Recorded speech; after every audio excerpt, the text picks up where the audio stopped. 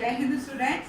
So now we are taking 7th lesson today. That is a poem, Report of an Adjust Case by William Cowper. By William Cowper ये poem उन्होंने लिखी है जिसमें कि total as you can understand adjudged case यानी case जिसका judgement हुआ, तो he has created a court room scene with humorous effect. बहुत ही मजाक वाली स्थिति उसने पैदा की है और as you will see you will hear कि कैसे कोर्ट में थोड़ा सा ह्यूमरस इफेक्ट दिया जा सकता है, क्योंकि the case is between nose and eyes. दोनों के बीच में किस बात का?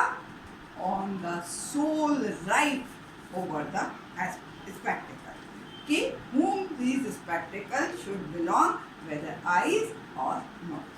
So both of them are claiming their rights. No, spectacles are mine, spectacles are mine, and who is acting as a baron is the judge, and who is acting as a lawyer?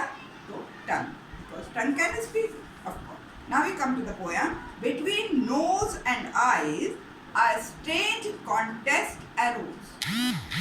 दोनों के बीच में एक अजीब सा contest with झगड़ा, लड़ाई कह सकते हैं।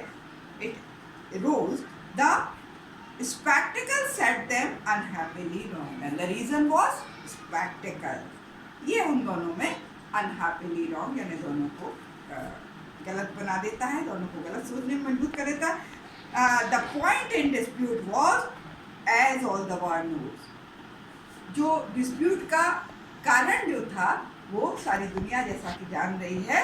To which the said spectacles ought to belong, किसको ये बिलोंग किए जाने चाहिए, आइज को या दोनों अपना पोजीशन क्लेम कर रहे हैं। So the tongue was the lawyer, as I said you before, tongue lawyer का एक्टिंग कर रहा है।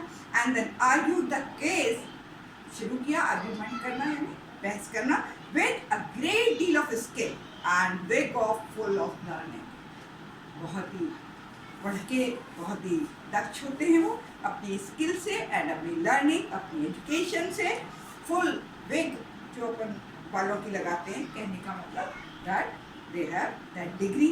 While the chief baron, baron is naturally noble man को कहते हैं, जज को कहते हैं, या sat to balance the law. आपने देखा होगा कोर्ट रूम में there is a statue with a balance with black strip on eyes, so famed for his talent in nicely discerning.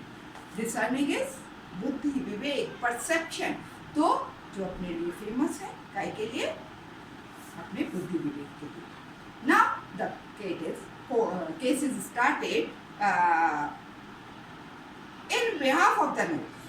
The lawyer, the tongue, acting as a lawyer, starts in behalf of the nose. Nose के behalf पर बोल रहा है, nose के favour में अपने argument दे रहा है। And your lordship, as we call, you might have seen the court scenes, your lordship, your honor, sort of words we use to address the judge, will undoubtedly find. निश्चित तौर पे you will see that the nose has had spectacle always in wear.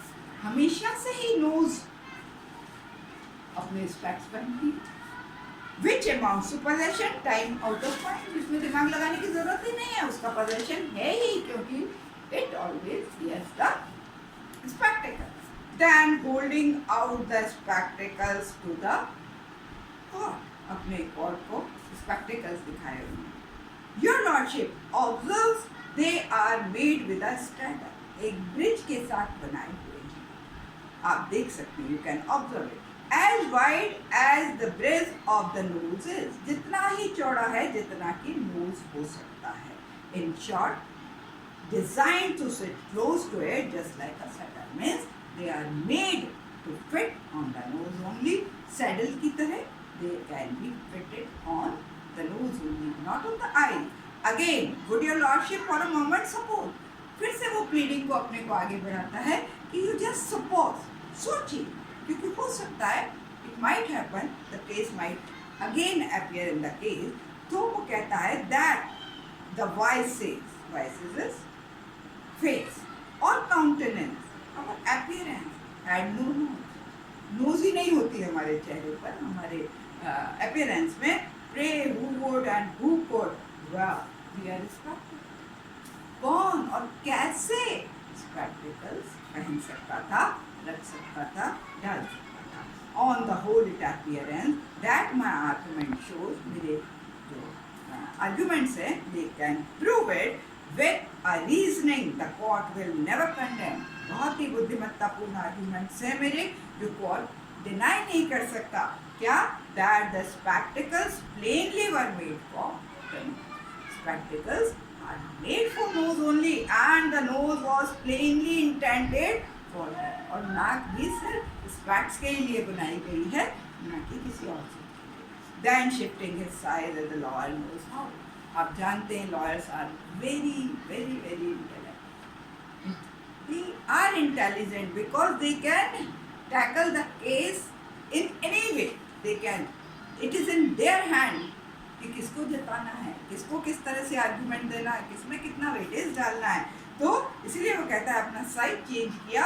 और आप जानते हैं किस तरह lawyer करते हैं. He pleaded again in behalf of the eyes. अब आइज की तरफ से वो बोल रहा है. But what were his arguments? It means he didn't give wise arguments. बिल्कुल भी ढंग से उसके फेवर में कोई तर्क नहीं दिया. For the court didn't think they were equally wise. Court को भी ऐसा नहीं लगा कि वो जितना वाइजली नोज के फेवर में थे उतने आइज के फेवर में. So his lordship declared. इसीलिए लॉर्डशिप इज द जज with a grave solemn tone, decisive and clear, without any if और बट. उन्होंने बहुत ही गंभीर आवाज में बिना किसी इफ और बट लगाए डिसिसिव एंड क्लियर, यानी बिल्कुल निर्णयात्मक रूप में क्लियर कट कह दिया कि whenever the nose put his spectacle on, जब भी नोज पर स्पेक्ट्स लगते हैं by daylight or candlelight, दिन में और रात में, eyes should be shut. आंखें बंद कर लीजिए. और now you can laugh of course, because if eyes are shut, what is the use of spectacles? You can't see anything. So students, now this is the all about the poem and adjudged case. इसका report है उसकी कि किस तरह से William copper ने given humerus effect.